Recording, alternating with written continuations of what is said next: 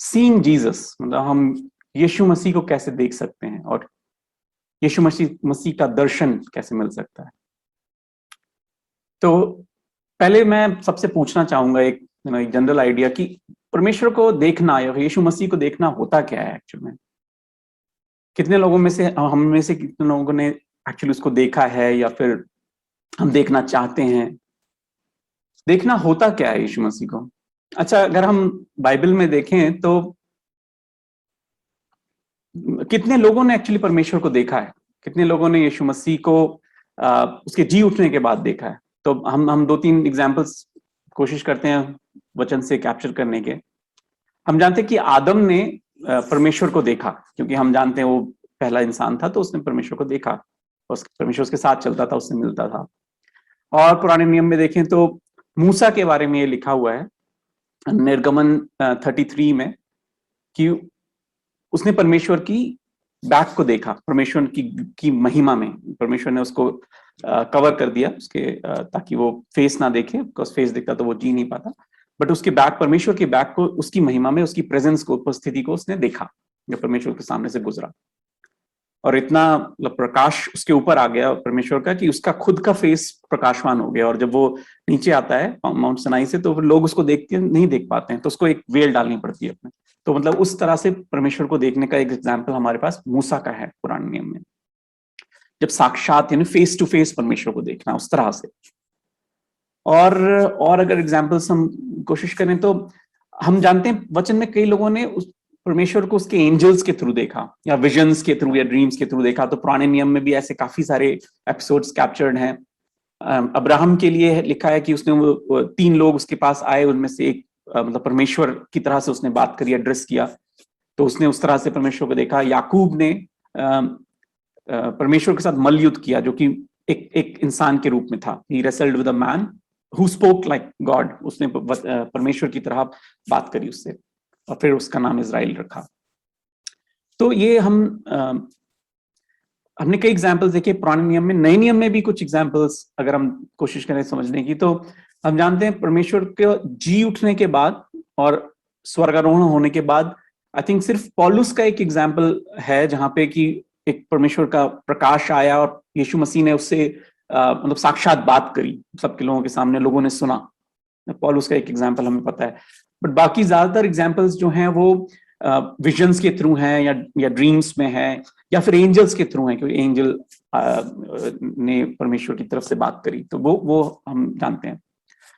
और परमेश्वर की आवाज खुद सुनना, सैमुअल का एक एग्जाम्पल है पुराने नियम में, जहां पे शमूएल का, कि जहां पे परमेश्वर ने उससे ऑडिबल वॉइस में, मतलब सुनने वाली आवाज में बात करी, जब वो जगा हुआ था उसमें भी।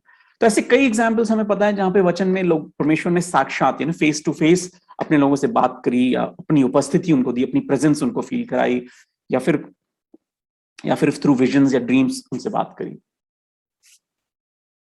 लेकिन जब अगर हम साम्स में देखते हैं, भजन संहिता में देखते हैं, तो दाऊद कई बार ये बोलता है मल्टीपल कई जगहों पे कि परमेश्वर अपना मुंह मेरी तरफ कर, या परमेश्वर तेरे मुख को मैं देखूं। तो वो किस तरह से देखने की बात कर रहा है? बिकॉज अगर अगर हमने वचन पढ़ा है और तो अगर दाऊद की बात करें तो दाऊद परमेश्वर से बात करता था थ्रू प्रॉफिट्स, जो उस समय के प्रॉफिट्स थे। प्रॉफिट सैमुअल था, फिर नेथन था, इस तरह से वो बात करता था। बट वो बार बार बोलता है वचन संहिता में कि परमेश्वर अपना मुंह मेरी तरफ कर, मुंह मेरे से मत मोड़। तो वो किस तरह से परमेश्वर को देखने की बात कर रहा है? आई थिंक वो जो बात कर रहा है वो है परमेश्वर की नेचर को देखने की, उसके कैरेक्टर को देखने की। क्योंकि उसके नेचर और उसके कैरेक्टर में भलाई है, फेथफुल, विश्वास योग्यता है। आई थिंक उस चीज को वो देखने की बात कर रहा है कि परमेश्वर अपना मुंह मुझसे मत मोड़, मतलब अपना नेचर जो अपनी भलाई मेरे लिए रखी है वो मुझसे मत मोड़। तो आई थिंक वो एक और पहलू है परमेश्वर को देखने का, जो हमें समझ में आता है वचन से, और भजन संहिता में कई जगह पे ये इस तरह से रिकॉर्डेड है। तो जब मैं इसमें अध्ययन कर रहा था, तो मुझे ये समझ में आया कि परमेश्वर को देखना या परमेश्वर का दर्शन होना, सिर्फ उसको फेस टू फेस देखना, या उसकी खुद की आवाज सुनना, तक ही लिमिटेड नहीं है, कई तरह से हम परमेश्वर को देख सकते हैं। हम परमेश्वर को उसके कामों के थ्रू देख सकते हैं, जो काम उसने हमारे जीवन में करे हैं ना, और उसके उसके नेचर, उसकी भलाई जो है उसके उसके कैरेक्टर में, उसके थ्रू हम देख सकते हैं।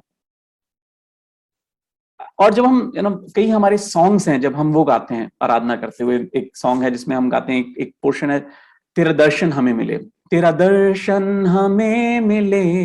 एक और सॉन्ग है जिसमें हम कहते हैं, तुझे देखना मैं चाहता हूं हर घड़ी हर पल। एक इंग्लिश का सॉन्ग है जो ऐसे कहता है, open the eyes of my heart lord, I want to see you. तो ये जो हम देखने की या परमेश्वर के दर्शन की बात कर रहे हैं, आई थिंक यहां पर it is not just limited to परमेश्वर को साक्षात देखना या उसके मतलब एनविजन करना कि परमेश्वर कैसा है, क्योंकि उसका स्वरूप हमें हमें नहीं पता, उसकी शक्ल कैसी है, वो उसकी उस तक लिमिटेड नहीं है। हम ना हम किसी मतलब कोई आइडल है हमारे पास परमेश्वर की, ना हम क्रॉस को देख के हम उसको मतलब एक क्रॉस का फोटो बना के हम उसको देख के हम कह सकते हैं कि परमेश्वर का दर्शन हमें मिला। परमेश्वर का दर्शन इससे बियॉन्ड है, मतलब इस तक ही लिमिटेड नहीं है। मे बी परमेश्वर हमें साक्षात दिख सकता है, क्योंकि कई लोगों का ऐसा एग्जाम्पल है, कई प्रीचर्स और इवेंजलिस्ट ने इस तरह से टेस्टिफाई, गवाही दी है कि उनको परमेश्वर यीशु मसीह, प्रभु यीशु मसीह साक्षात दिखा है, या उससे साक्षात बात करी है, या फिर विजन्स में दिखा है। लाइक डॉक्टर डीजीएस दिनाकरण की गवाही में ये है कि उन्होंने यीशु मसीह ने उनको विजिट किया, विजिटेशन मिला उनको। तो ऐसे और भी कई हैं एग्जाम्पल्स हैं जहाँ पे कि या तो विजन आया यीशु मसीह का, या फिर ना उनको लोगों को सुपरनैचुरल एक्सपीरियंस हुआ। तो ये भी हम जानते हैं कि supernatural experience is not just limited to उनको यीशु मसीह को देखना या आवाज सुनी या एक वार्मथ मिली या एक लाइट लोगों पे मतलब एक शाइन हुई। तो कई इस तरह से भी कई लोगों ने परमेश्वर और प्रभु यीशु मसीह को देखा है। और जिस तरह से दाऊद बताता है कि उसकी भलाई या उसकी विश्वास योग्यता उसके कैरेक्टर में जो शामिल है, उस तरह से भी हमने परमेश्वर को, और आई थिंक हम लोगों की सभी की जो परमेश्वर में है, यीशु मसीह में है, ये गवाही में कहीं ना कहीं हमने ये एक्सपीरियंस किया है। जब उसके काम या उसका कोई प्रोविजन है ना, यीशु मसीह का कोई इंटरवेंशन हमारे जीवन में हुआ हो, हम बुरे हालातों से गुजर रहे थे या फिर हम यीशु मसीह को नहीं जानते थे और हमारा जीवन पाप में था, उस टाइम पे जब परमेश्वर का प्रकाश हम पे हुआ, लिटरल प्रकाश नहीं बट उसके हम यीशु मसीह का प्रकट होना थ्रू उसके वचन के थ्रू हो या फिर उसके लोगों के थ्रू हो या फिर उसके काम के थ्रू हुआ हो, तब हमारा जीवन टर्न हुआ यीशु मसीह की तरफ, तब हमने उसकी तरफ देखना। और अभी भी अपने जीवन में भी कई ऐसे मौके आते हैं जबकि हम नॉर्मल लाइफ में यीशु मसीह का इंटरवेंशन देखते हैं कि हम किस चीज के लिए प्रार्थना कर रहे हो और तब हम देखते हैं कि कुछ वो ब्रेक थ्रू हमें मिला, मतलब उस तरह से एक डिफरेंट तरह से काम हुआ। तो इस तरह से भी यीशु मसीह का दर्शन हमारे जीवन में मिलता है। और किस तरह से हम देख सकते हैं और क्या होता है दर्शन होना? मेरे ख्याल से एक और तरह जो है वो ये है कि हम जानते हैं कि वचन बताता है यीशु मसीह देहधारी हुआ, राइट, वर्ड बिकेम फ्लेश। तो जब वचन, यीशु मसीह का जीवित वचन हमसे बात करता है, हम में देहधारी हो जाता है, हमारे लिए अलाइव हो जाता है, मतलब वो एक्टिव हो जाता है, वो उसके बाद जो जो आनंद की भरपूरी मिलती है, जो पीस मिलता है, आई थिंक वो भी एक तरह का वचन दर्शन यीशु मसीह का होना है कि यीशु मसीह अपने वचन के थ्रू हम में जिंदा हो गया। और ये मेरे ख्याल से कई लोग हम में से जो जो आराधना करते हैं, जो पसंद करते हैं, खुल के आराधना करते हैं, परमेश्वर से बात करते हैं, आराधना के टाइम हो चाहे जब जब जब जब खुद की प्रार्थना होती तब करते हैं और वोकल होके करते हैं, वो उन्होंने एक्सपीरियंस किया। जब हम रिलेट करते हैं यीशु मसीह के सामने, अपने आप को हलीम करते हैं उस मौके पे, तब बहुत आसान होता है हमारे लिए इस चीज से रिलेट करना कि यीशु मसीह का वचन हम में देहधारी होता है और यीशु मसीह हमारे में जीवित हो जाता है। तो ये भी एक तरह है जिस तरह से हम यीशु मसीह का दर्शन पा सकते हैं। और एक और तरह जो मुझे समझ में आई वो ये भी है, जब हम वचन से थोड़ा फिसल जाते हैं। पहली बात तो हमें फिसलना नहीं चाहिए, बट फिर भी हम फिसल जाते हैं और कई बार फिसल के जब हम यीशु मसीह को मिस करते हैं और यीशु मसीह की प्रेजेंस को मिस करते हैं, और जब हम फिर बहुत जल्दी से वापस बाउंस बैक करते हैं और वचन से परमेश्वर के सामने कन्फेशन करते हैं और वापस उसके खेमे में शामिल हो जाते हैं, तो तब जो आनंद मिलता है। और इसका मतलब एग्जाम्पल अगर मैं दूं तो वचन में बताता ना कि जब 99 99 भेड़ें होती हैं और एक भेड़ खो जाती है, यीशु मसीह वापस आता है उस भेड़ को उठाने के लिए। हम जानते हैं कि स्वर्ग में जश्न मनाया जाता है, इस तरह से रिकॉर्डेड है। बट उस भेड़ की पर्सपेक्टिव पॉइंट ऑफ व्यू से सोचें तो वो भेड़ खुद कितनी खुश होगी, राइट? कि वो तो अनंत काल की मृत्यु की तरफ जा रही थी और अब अनंत काल के जीवन की तरफ वापस आ गई। तो वो उस भेड़ के पॉइंट ऑफ व्यू से सोचें तो आई थिंक जिन लोगों ने एक्सपीरियंस किया उनको पता है कि जब जब परमेश्वर से अलग होते हैं उसका जो दर्द होता है, और जब वापस परमेश्वर के खेमे में शामिल होते हैं उसका जो आनंद होता है, वो एक तरह से यीशु मसीह का दर्शन है। यानी कि यीशु मसीह से साक्षात मिलना है एक तरह से ना, वो उस तरह। तो ये भी एक तरीका है मुझे समझ में आया। ओके, तो इस तरह से हमने देखा कई तरह से हम यीशु मसीह का दर्शन मतलब पा सकते हैं। हम कई तरह से यीशु मसीह को देख सकते हैं, उसके काम को देख सकते हैं, उसकी उपस्थिति को देख सकते हैं। बट मतलब क्या क्या जरूरत है या क्या प्री रिक्विजिट्स हैं, मतलब क्या चीजें होनी चाहिए ताकि हम यीशु मसीह से ऐसी संगति कर पाए, ऐसी उपस्थिति को एक्सपीरियंस कर पाए, अनुभव कर पाए। तो ऐसे मतलब कैसे हालात होने चाहिए हमारे जीवन में, क्या तो हमारा मन का स्टेट कैसा होना चाहिए, मतलब मन के हाल कैसे होने चाहिए। इसको समझने के लिए हम थोड़ा कुछ वचन से पढ़ेंगे। एक एपिसोड में वचन से पढ़ूंगा जो कि यूहन्ना की पुस्तक में है। बट उससे पहले मैं एक प्रश्न पूछ लूंगा सबसे, देखते हैं कितने लोगों को ये टॉप ऑफ द माइंड से याद है। यीशु मसीह के जी उठने के बाद कौन सा पर्सन था या कौन सा बंदा था जिसका रिकॉर्ड है उसने यीशु मसीह को जी उठने के बाद पहली बार देखा, मतलब उस यीशु मसीह ने अपने आप को पहली बार उस पे प्रकट किया? किसी को याद है? मरियम मगदलीनी थी शायद। बिल्कुल सही, बिल्कुल सही, मरियम मगदलीनी। अब मेरा एक और प्रश्न है, इसका आंसर हम ना भी दें बट जस्ट अगर सोचें तो कितनी किताबें वचन में मरियम मगदलीनी ने लिखी हैं?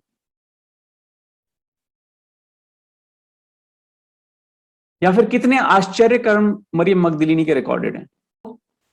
मरियम मगदलीनी का कोई रिकॉर्ड नहीं है जिसमें उसने बहुत आश्चर्य कर्म करे हों, या फिर उसने बहुत सारी किताबें लिखी हैं, या बहुत सारी क्या एक भी किताब लिखी हो वचन में, ऐसा रिकॉर्डेड नहीं है। इनफैक्ट वो जो पहले 12 चेले हैं उनमें भी नहीं है, राइट? एक रिकॉर्ड जो हमें पता है मरियम के बारे में जो वचन बताता है कि उसमें से 7 दुष्ट आत्माएं निकाली गई थी।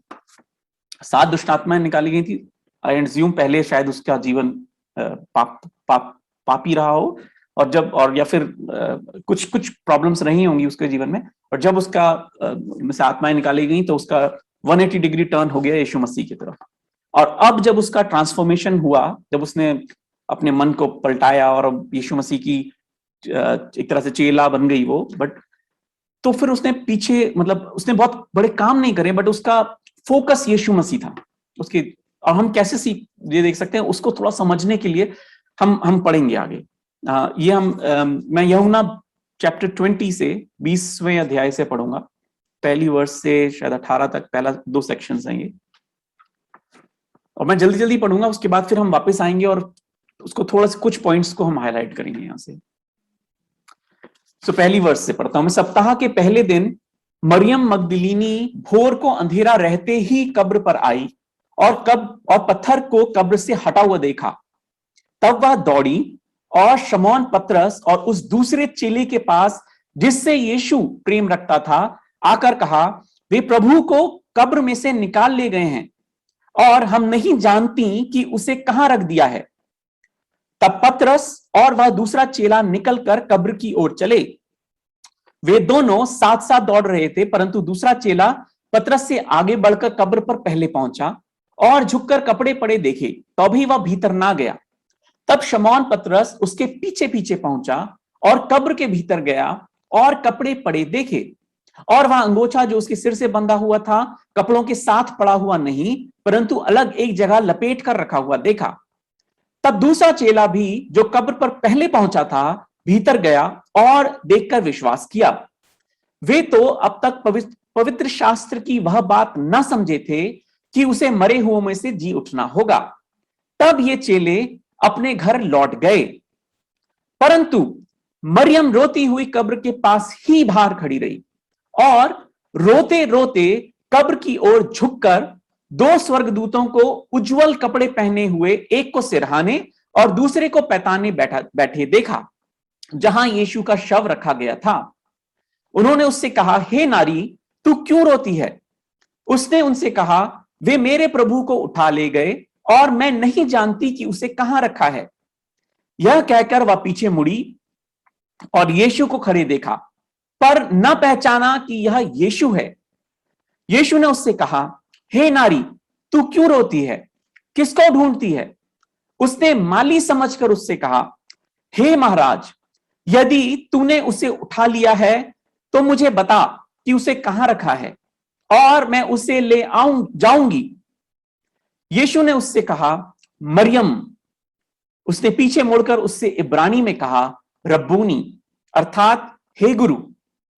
यीशु ने उससे कहा, मुझे मत छू, क्योंकि मैं अब तक पिता के पास ऊपर नहीं गया, परंतु मेरे भाइयों के पास जाकर उनसे कह दे कि मैं अपने पिता और तुम्हारे पिता और अपने परमेश्वर और तुम्हारे परमेश्वर के पास ऊपर जाता हूं।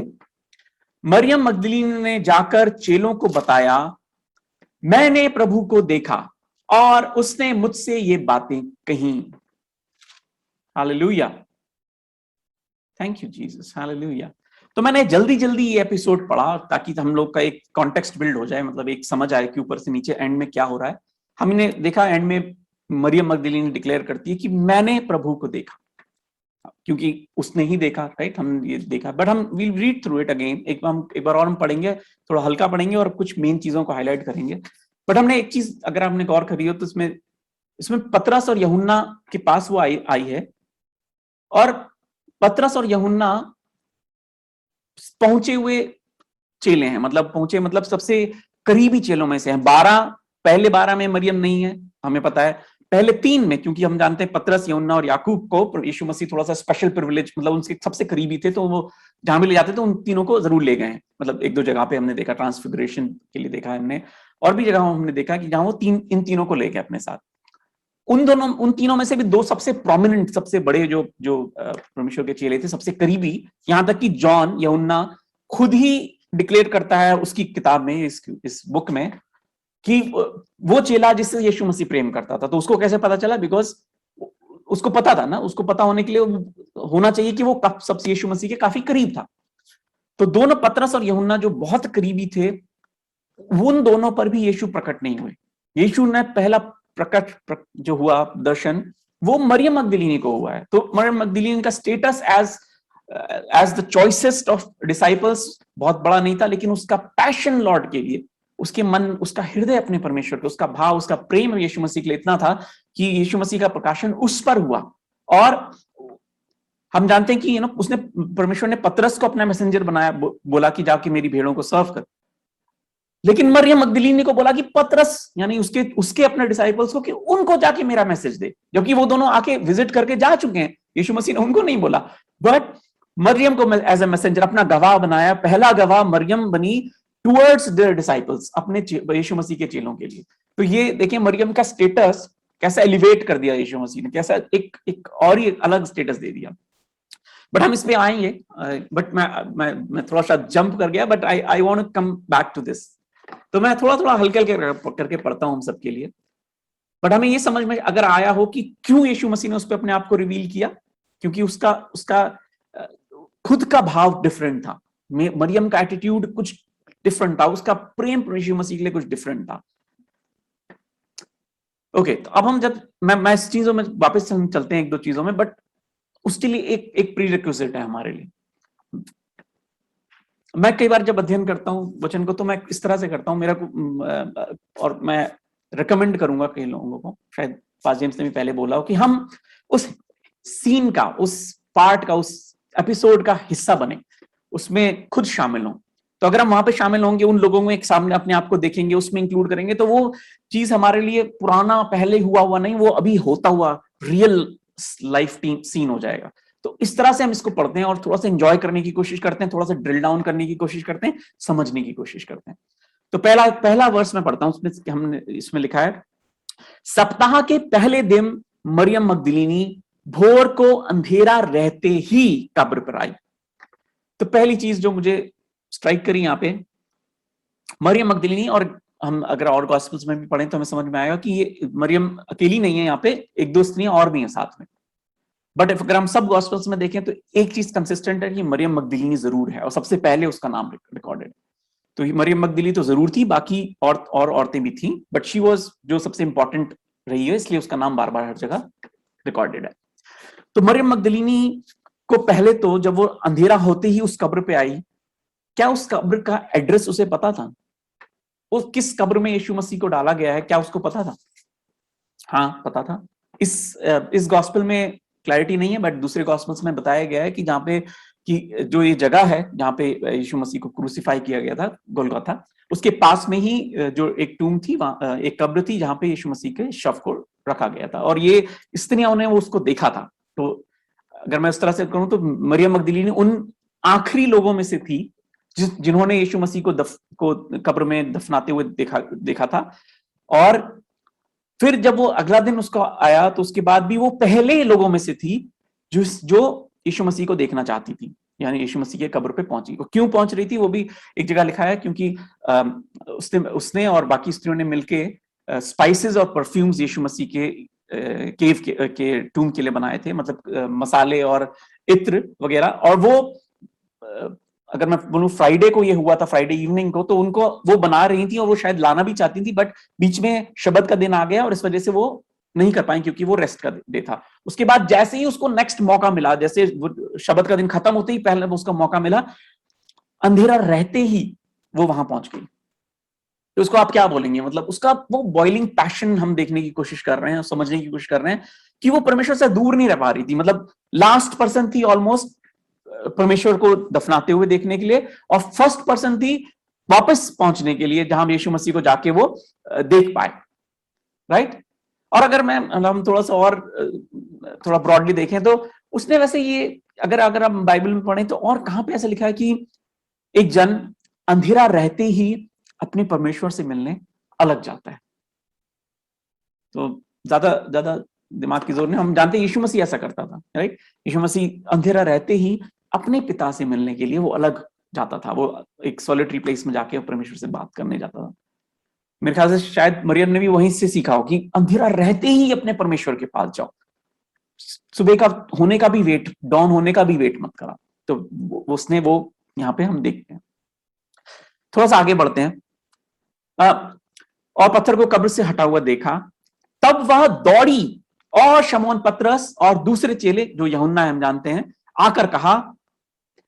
अच्छा, हम ये जानते हैं कि जहां पतरस और यूहन्ना है वो शहर है, शहर के बीच में है, यरूशलेम में है। और जिस जगह पे यीशु मसीह को दफनाया गया है वो शहर से बाहर है। वो एक गोलगोथा जहां पे कि लोगों को क्रूस चढ़ाया था, प्लेस ऑफ द स्कल बोलते हैं उसको, भी बोलते थे इंग्लिश में, आई डोंट नो हिंदी में कैसे है, बट वो अलग है। और ये कब्र उसके पास ही है, ये भी हमको समझ में आता। तो ये काफी दूर है जगह, एकदम एकदम पास नहीं है। वो दौड़ी, क्यों दौड़ी होगी? क्योंकि वो डिस्टर्ब हो गई, उसको समझ में, वो और औरतें भी हैं इसमें, क्योंकि वो वहां जाके कहती हैं कि हम नहीं जानती। तो वो दौड़ते हुए गई, उसको शेक हो गई, वो ना हिल गई कि ये क्या हुआ, यीशु मसीह कहां चला गया? उसका शव तो यहीं था, इस कब्र में रखा गया था, कब्र का फाटक खुला हुआ है और वो नहीं है अंदर। तो यानी कि समथिंग हैज हैपेंड। तो वो दौड़ के गई, और दौड़ के किसके पास गई? पतरस और यूहन्ना, सबसे जो यीशु मसीह के नजदीकी थे, उनके पास गई, उनको बताने के लिए कि भाई कुछ कुछ कुछ हो गया, यहाँ पे कुछ गड़बड़ हो गई है, यीशु मसीह नहीं दिख रहा मुझे, यीशु मतलब कब्र खुली हुई है, कुछ गड़बड़ है, आओ और बताओ क्या करना है, कुछ समझाओ, राइट। क्योंकि वो दौड़ के गई और कहती है, पतरस और यूहन्ना से कहती है कि वे प्रभु को कब्र में से निकाल ले गए हैं, वे प्रभु को कब्र में से निकाल ले गए हैं, और हम नहीं जानती कि उसे कहां रख दिया है। अच्छा, अब थोड़ा सोचते हैं, वे प्रभु को निकाल के, अगर मैं और आप होते उस जगह पे और ऐसा हुआ होता और हम दौड़ के वापस जाते, तो हम कैसे एड्रेस करते? हम शायद करते यीशु मसीह के शव को या उसके निर्जीव शरीर को या उसकी बॉडी को लोगों ने कहीं शिफ्ट कर दिया है, राइट, कहीं हटा दिया है और वहां पर उसकी बॉडी अब नहीं है। हम शायद ऐसे करते, बट मरियम कैसे बोलती है? वे प्रभु को कब्र में से निकाल के ले गए, प्रभु को, प्रभु के शव को नहीं, प्रभु के शरीर को नहीं, प्रभु को। उसके लिए यीशु मसीह मृत अवस्था में नहीं है, उसके लिए यीशु मसीह अभी भी जीवित है। इस तरह से वो एड्रेस करती है कि यीशु मसीह को उठा के ले गए, प्रभु को उठा के ले गए। अब आप उसके एंगल से सोचते हैं तो समझ में आता है कि यीशु मसीह was never dead for her, Lord was alive. यीशु मसीह उसके लिए जिंदा थे, राइट। ये उसका पैशन परमेश्वर के लिए है, ये उसका परमेश्वर के लिए ये उसका भाव है, ये उसकी लगन है कि उसको लिए यीशु मसीह अभी भी जिंदा है। जिस तरह से वो ट्रीट कर रही है यीशु मसीह को, वो बोल रही है कि यीशु मसीह को उठा के ले गए, यीशु मसीह के शव को नहीं। तो that means she is still treating यीशु मसीह को अभी भी वो एक जिंदा परमेश्वर की तरह ही ट्रीट कर रही है, राइट। और आगे चलते हैं, और क्या हमें समझ में आता है यहां से। और हम नहीं जानती उसे कहां रख दिया है। तब पतरस, और इस वाले को एपिसोड को हम, ठीक है, पतरस और यूहन्ना के बारे में हम नहीं पढ़ेंगे, बट हम लास्ट वाला पढ़ते हैं 8वें चैप्टर 8वें वर्स में। तो कहता है, तब दूसरा चेला भी जो कब्र पर पहुंचा था, यानी यूहन्ना, भीतर गया और देखकर विश्वास किया। तो मतलब यूहन्ना ने भी जाकर अंदर देखा और उसने भी विश्वास किया। क्या विश्वास किया? वे तो अब तक पवित्र शास्त्र की वह बात न समझे थे कि उसे मरो हुओं में से जी उठना होगा। तो इसका मतलब उसने ये विश्वास नहीं किया क्योंकि उसको तो ये समझ में ही नहीं आया कि यीशु मसीह मरो हुओं में से जी उठा है।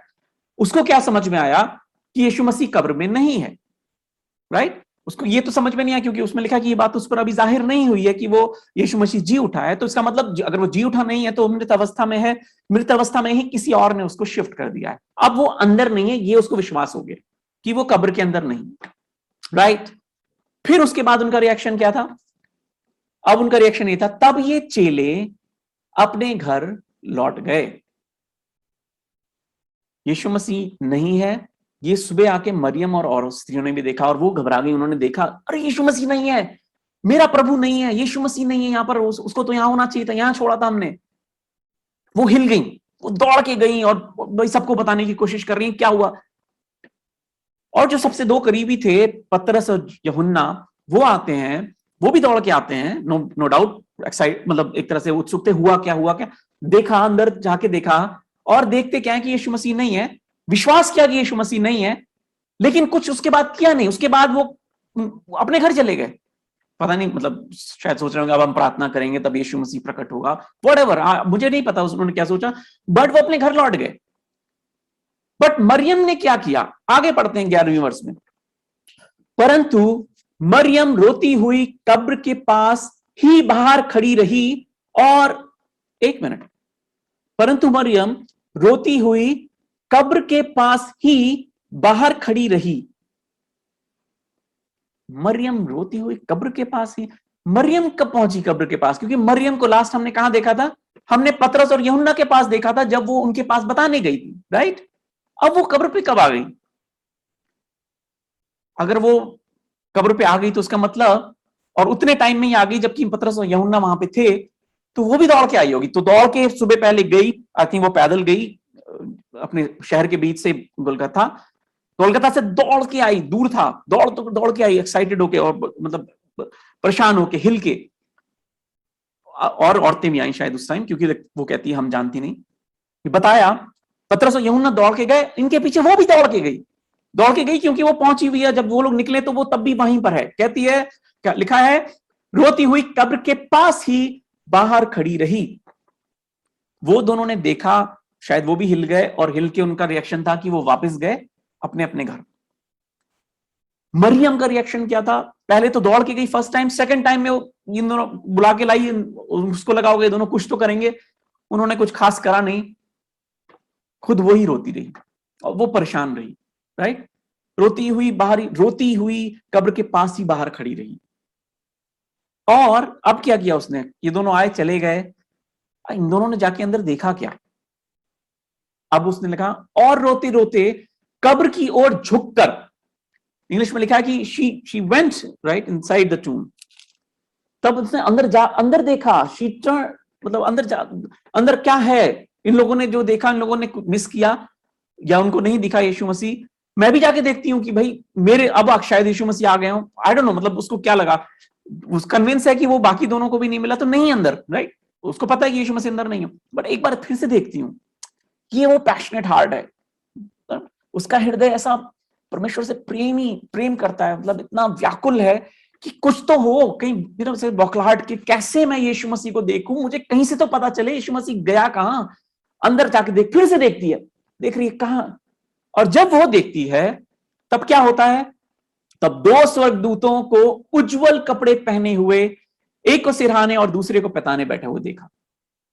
अब कुछ देर पहले ही हम जानते हैं पतरस और यूहन्ना देख के गए अंदर, उन्हें कपड़ों के अलावा कुछ नहीं दिखा, बट जब मरियम अंदर जाती है तो अब दो स्वर्गदूत वहां पे पहुंच गए। उसको मुझे भी नहीं समझ में आया, पता नहीं कि उसको ये समझ में आया कि नहीं आया कि स्वर्गदूत हैं, बट उसको ही समझ में आया कि दो ब्राइट कपड़ों में, एक उजले हुए कपड़ों में दो लोग जेंटलमैन बैठे हैं, दो बड़े कुछ अच्छे लोग बैठे हैं, ये उसको समझ में आया, बट स्वर्गदूत सिर्फ उसको दिखाई दिए, शायद पहले भी रहे हो, बट वो पतरस और यूहन्ना को नहीं दिखाई दिए, वो मरियम मगदलिनी को दिखाई दिए। अब वो उससे पूछते हैं, हे नारी तू क्यों रोती है? उसने उनसे कहा, अब वो पहले तो उसने क्वेश्चन भी नहीं किया ये लोग हैं कौन, बट जैसे ही वो उसने देखा उन्होंने क्वेश्चन किया, हे नारी, और रो रही है बुरी तरह से, बौखला के रो रही है। तो उन लोगों ने उससे पूछा, हे नारी तू क्यों रोती है? उसने उनसे कहा, वे मेरे प्रभु को उठा ले गए। अब उसने पर्सनलाइज कर दिया परमेश्वर को, यीशु मसीह को उसने बोला, पहले तो उसने प्रभु करके एड्रेस किया था, अब कैसे एड्रेस किया? मेरे प्रभु को ना। वो उसके डेस्परेशन के स्टेट को समझने की कोशिश करते हैं, वो पूरी तरह से, मतलब जिसे कहते हैं हिली हुई है, मतलब बौखलाई हुई है, उसको समझ में नहीं आ रहा हो क्या रहा है, क्योंकि अब शेष मेरे प्रभु को उठा ले गए हैं और मैं नहीं जानती कि उसे कहां रखा है। मतलब पतरस और यूहन्ना का मुझे नहीं पता, बट अब वो मेरा परमेश्वर है, मेरा प्रभु हो गया है, वो दोनों तो आए और चले गए, बट मैं नहीं जाने वाली जब तक मुझे पता ना चले मेरा परमेश्वर गया कहां, मेरा प्रभु गया कहां। शी इज सो डेस्परेट, अब कहती है वो मेरे प्रभु को ले गए और मैं नहीं जानती कि वो कहां रखा है उसे। मतलब ये तो हद हो गई यार, मुझे नहीं पता चल रहा है, मुझे नहीं बताया, मेरा परमेश्वर है, मेरा प्रभु है, मुझे नहीं बताया, बाकियों को जो उठा के ले गए, औरों को फिक्र हो ना हो, मुझे फिक्र है मेरे प्रभु की, मेरे लिए वो प्रभु जीवित प्रभु है, वो मृत अवस्था में नहीं है, वो जीवित प्रभु है। तो इस वजह से डेस्परेशन की हालत है उसकी,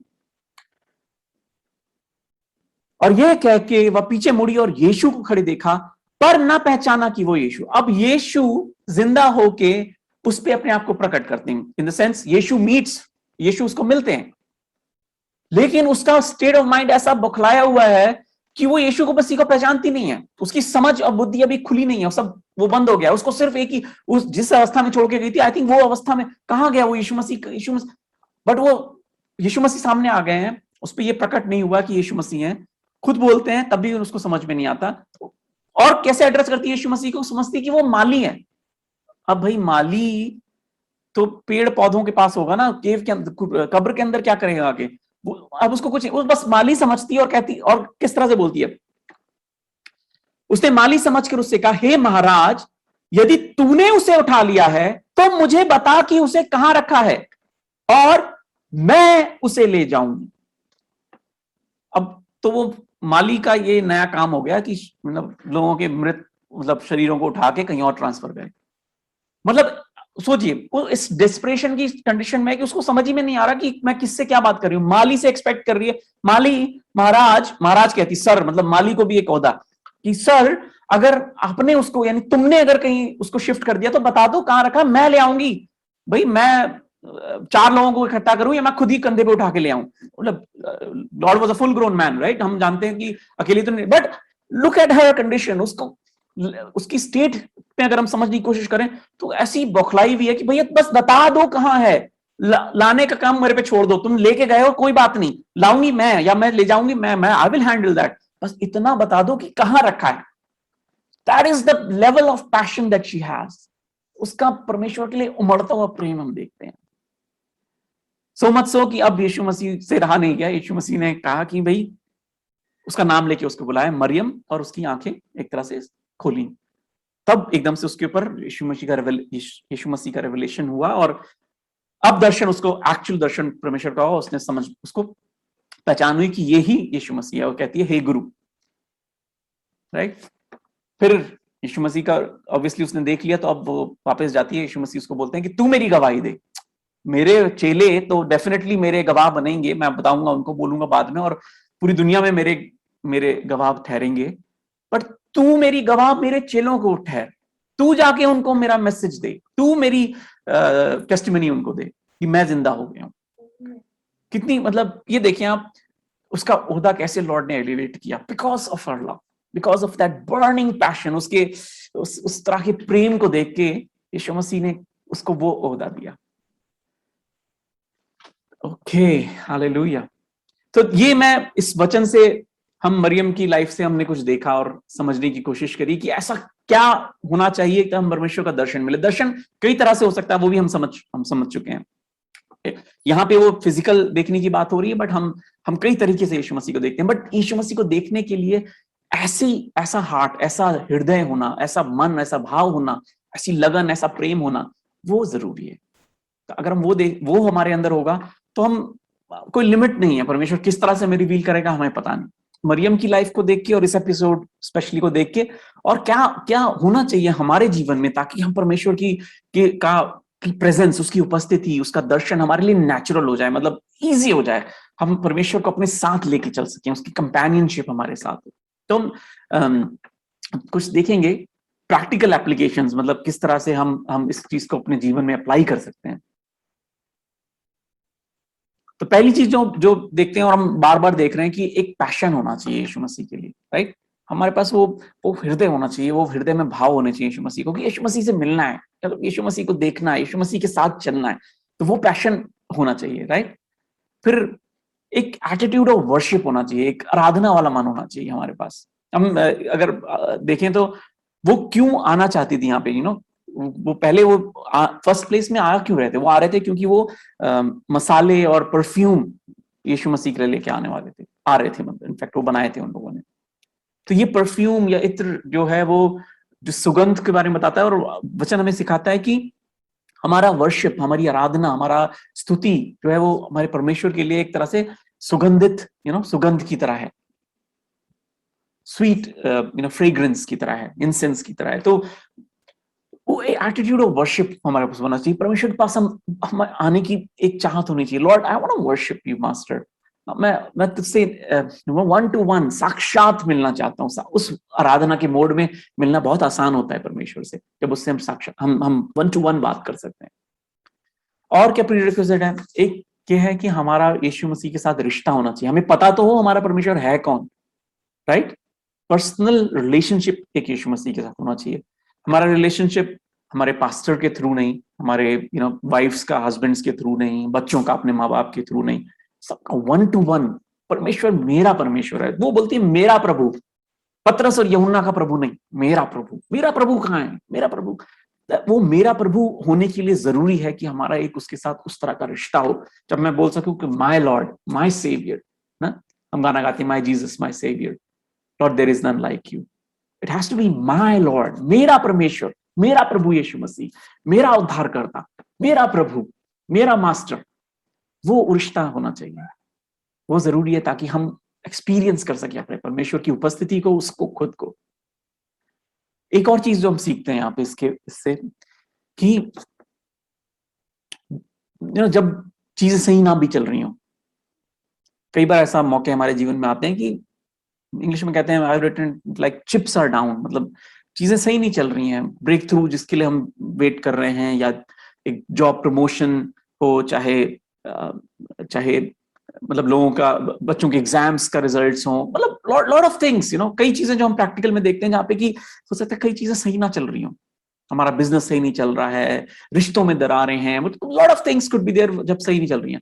उस टाइम पर भी अगर हम परसिस्ट करेंगे, मतलब हम लगे रहेंगे, मतलब उसको उस भाव को नहीं छोड़ेंगे और कंटिन्यू करेंगे परमेश्वर में, ये जानकर और समझकर कि परमेश्वर हमारे लिए भलाई ही उत्पन्न करता है, और eight the end of the day उस एपिसोड के बाद हम उसकी भलाई को देखेंगे। तो उस भाव से जब हम यीशु मसीह में बने रहेंगे और चलते रहेंगे, तब हम eight the end of the day हम देखेंगे परमेश्वर का वो काम होते हुए।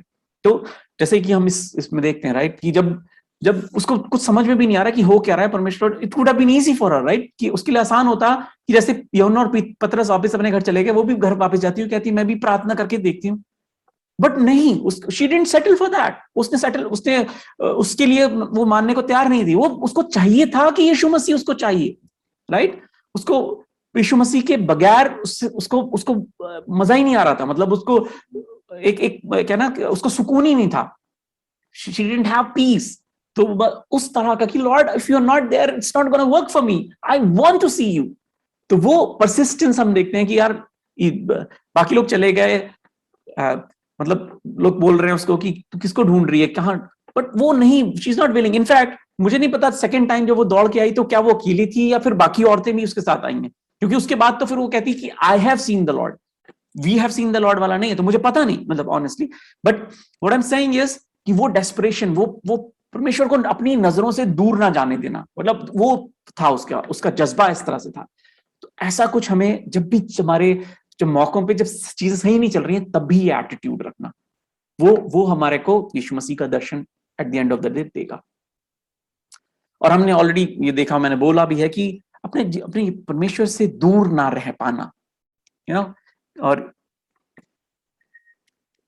परमेश्वर को से दूर ना रह पाना हमारे लिए कई तरह से हो सकता है। कई बार जब मैंने पहले ही बोला, हम फिसल जाते हैं और फिर हम जब दूर हो जाते हैं, वो हमारा अपना करा हुआ है, राइट। तब भी हमारे को वो होना चाहिए, यार मैं दूर नहीं रह सकता अपने परमेश्वर से, तो मैं तुरंत ही मैं माफी मांगूंगा और परमेश्वर के खेमे में वापस शामिल हो जाऊंगा, राइट।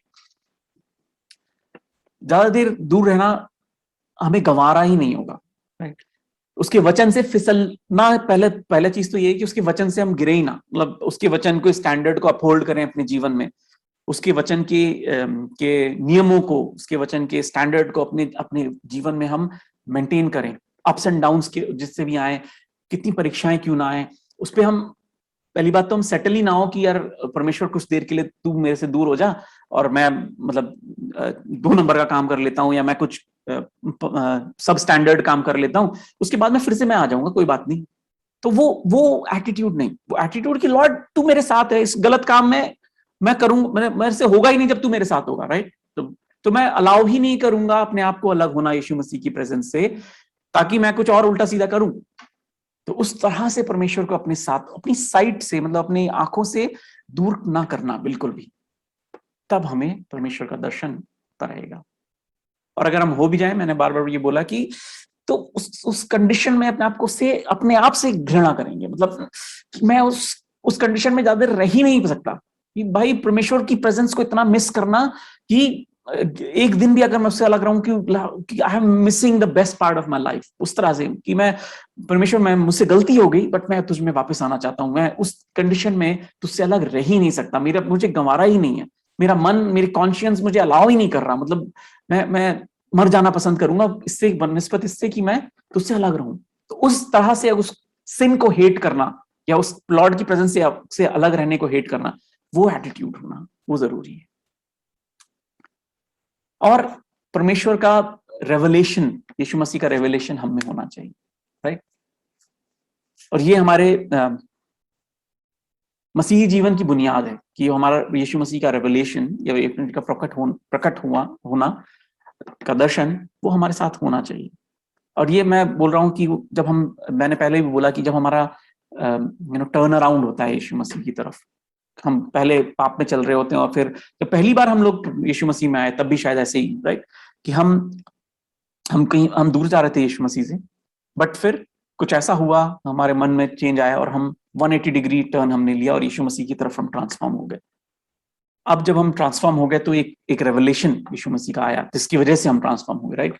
या तो हमें कुछ बात समझ में आई, या फिर हमारा पाप माफ हुए तो हमारे को एक लाइटनेस आई मन में, या फिर हमें हीलिंग मिली, जो कि शुरुआत हुई हमारा यीशु मसीह को जानने की, या फिर हल्के हल्के हमने यीशु मसीह को जाना। बट एक पॉइंट आता है जब हमारे जीवन में, जब हमें लॉर्ड का रेवलेशन आया और हमने ये डिसाइड किया, कमिटमेंट किया यीशु मसीह को कि यीशु मसीह अब हम तुझ में चलेंगे, अब तू हमारा परमेश्वर है और कोई नहीं। और कोई नहीं, दुनिया के और परमेश्वर होंगे बट वो अब मेरे लिए नहीं है, सिर्फ तू मेरा परमेश्वर है, तू मेरा प्रभु है। तो वो जब डिसीजन हम लेते हैं वो रेवलेशन यीशु मसीह का हमारे साथ होना चाहिए, और फिर उसमें हम वहां पे रुक नहीं सकते, राइट। यीशु मसीह को और जानना और समझना, यीशु मसीह से और प्रेम करना, उसके to fall more in love with the lord. उसके लिए क्या प्रीरिक्विजिट्स, उसके लिए हमें क्या करना पड़ेगा, उसको हमें मेहनत करनी पड़ेगी, हमें प्रार्थना में टाइम स्पेंड करना पड़ेगा, हमें वचन से यीशु मसीह के बारे में सीखना चाहिए, पड़ेगा नहीं, चाहिए। और मेरे परमेश्वर के और का कैरेक्टर है कैसा, वो जानने का एक उत्सुकता, एक एक्साइटमेंट होना चाहिए, राइट। तो हम और सीखेंगे, हम यीशु मसीह के कामों को एक्नॉलेज करेंगे, जब हम देखेंगे अपने जीवन में काम होते हुए तो उसको एक्नॉलेज करेंगे। हम ऐसा नहीं होगा कि सिर्फ हम किसी चीज के लिए प्रार्थना कर रहे थे, हीलिंग के लिए प्रार्थना कर रहे थे और हम दवाई भी खा रहे थे, तो फिर हम जब हम हील हो गए तो हम क्रेडिट दवाई को दे रहे हैं और यीशु मसीह को नहीं दे रहे, राइट। तो वो ऐसा नहीं होगा। हम will give credit where it's due, will acknowledge Lord's work in our life. यीशु मसीह के काम को हम एक्नॉलेज करेंगे, हम समझेंगे और मानेंगे कि ये एक अच्छा कोइंसिडेंस नहीं हुआ, ये परमेश्वर का काम हुआ है। जब हमारी जॉब नहीं लग रही थी, हम स्ट्रगल कर रहे थे और परमेश्वर ने वो जॉब दी जिसकी मेरे को जरूरत थी, या फिर मेरे को एक फाइनेंशियल एड दिया जब जरूरत थी, हम उसको एक्नॉलेज करेंगे कि यीशु मसीह का काम है। That is when the revelation of Jesus Christ will become stronger in our life. हम यीशु मसीह को और करीब से जानेंगे और अच्छे से समझेंगे और वचन में और टाइम स्पेंड करेंगे, राइट। उसके लोगों के साथ संगति करना पसंद करेंगे, उसके सुनने की कोशिश करेंगे, उससे आवाज को और सुनने की कोशिश करेंगे, उससे सीखने की कोशिश करेंगे और उसके वचन को और लोगों को बताने की कोशिश करेंगे, राइट। क्योंकि मेरे अंदर प्रकाश आया, मैं प्रकाश को कंटेन नहीं करूंगा, उस ज्योति को और आगे कैस्केड करूंगा। तो वो सारी चीजें हमारे जीवन में बिल्ड होने लगेंगी और फिर परमेश्वर को हम 100% अपना लॉर्ड एंड मास्टर बनाएंगे। हम पार्शियल प्रभु नहीं बनाएंगे, पार्शियल एक घर में एक कमरे का प्रभु नहीं बनाएंगे, उसको पूरे अपने पूरे जीवन का, पूरे मकान का, पूरे रिश्तों का, हर चीज का, अपने बिजनेस में, अपने जॉब में, हर चीज का प्रभु यीशु मसीह को बनाएंगे। तो हम लाइफस्टाइल हमारी ऐसी होगी कि यीशु मसीह को की गवाही हमारी लाइफस्टाइल देगी, राइट। हमारा जीवन रहन सहन ऐसा होगा, उसके वैल्यूज को जिएंगे। लोग तब एक्नॉलेज करेंगे कि इन लोगों में कुछ डिफरेंस है, मतलब राइट, कि ये परमेश्वर के लोग हैं, ये यीशु मसीह जीवते परमेश्वर के लोग हैं, वो लोग एक्नॉलेज करेंगे। ऐसे लाइफस्टाइल को जीना, इस तरह से एक तरह का परमेश्वर की आराधना करना है, राइट, यीशु मसीह की आराधना करना है। तो वो उस तरह से हम जिएंगे। इसके लिए एक I will use one verse सिर्फ इसी बात के लिए। रोमियो 12 में किस तरह से लिखा है, I am talking about lifestyle, हमारा रहन सहन कैसे यीशु मसीह की आराधना करता है। 12:1-2 में पढ़ेंगे। इसलिए हे भाइयों, मैं तुमसे परमेश्वर की दया स्मरण दिलाकर विनती करता हूं कि अपने शरीरों को जीवित और पवित्र और परमेश्वर को भावता हुआ बलिदान करके चढ़ाओ। अब यही तुम्हारी आत्मिक सेवा है। इंग्लिश में लिखा है, this is your spiritual act of worship. अपने जीवन को, अपने शरीर को, अपने थॉट्स को यीशु मसीह को भावता हुआ बलिदान की तरह करो, एज अ लिविंग सैक्रिफाइस। जहां पे हमें गिव अप करनी चीजों को, हम गिव अप करें, to be in accordance to the word, यीशु मसीह के वर्ड के वचन के अकॉर्डिंग के मुताबिक चलने के लिए, कि परमेश्वर तू 100% मेरा प्रभु है। हर एरिया में, कोई एक एरिया भी मैं अपने जीवन का नहीं छोड़ूंगा जिसमें कि तू प्रभु ना हो।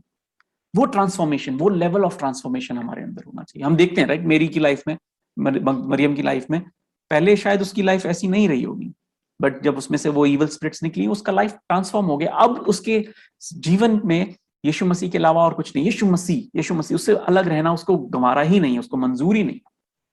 उस तरह का कि यीशु मसीह तू मेरे जीवन में होना चाहिए, बाकी कुछ हो ना हो।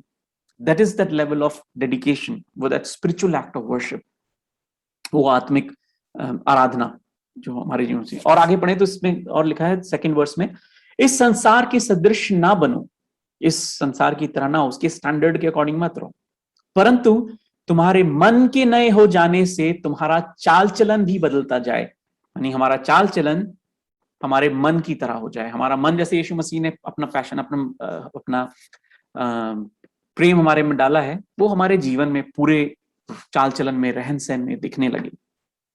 जिससे तुम परमेश्वर की भली और भावती और सिद्ध इच्छा अनुभव से मालूम करते रहो। तो फिर यीशु मसीह की इच्छा अनुभव से हमें अपने जीवन में दिखेगी पूरी होती हुई, उसकी सिद्ध इच्छा, उसकी परफेक्ट विल।